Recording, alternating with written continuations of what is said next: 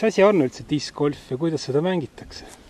Discgolf on nagu kettagolf, et nagu tavaline golf, täpselt samad reeglid põhimõtteliselt, aga tuleb ketas saada korvi ehk kettidesse sa pead maandama korvi. On kolme sorti kettaid, üks on driver ehk kaugmaa ketas, see on niisugune vähe teravama nurgaga, siis on keskmaa ehk niisuguse 5-60 meetri distantsi jaoks ja siis on putter, millega visatakse lõpuvise ehk korvi viskamiseks niimoodi.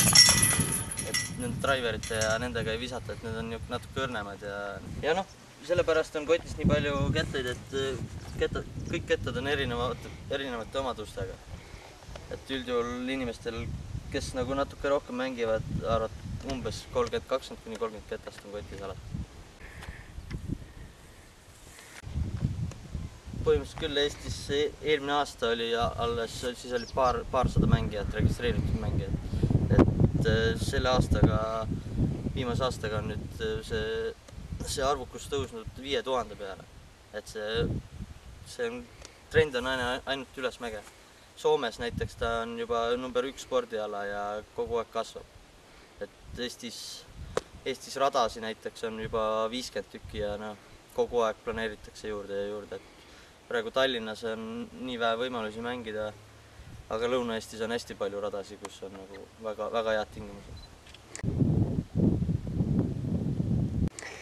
Mis teeb ühe discgolfi raja nagu teistest paremaks, et mis seal peaks nagu olema? Väga mitmekülgne peab rada olema. Et sul on nii pikkasi, lagedad alasi kui ka metsa vahel väikesed lühemaid ja maastik ka kindlasti annab väga palju juurde. Discgolf tegelikult ei ole väga kallis lõbu, kui harrastaja tasemel vaadata seda. Et keskmiselt ketas maksab poes 12–15 eurot ja rajal mängimine on üldjuhul tasuta, kui ei ole just kellegi eravalduses seda rada tehtud. Ja piisab tegelikult täiesti 2-3 kettast, et alustada.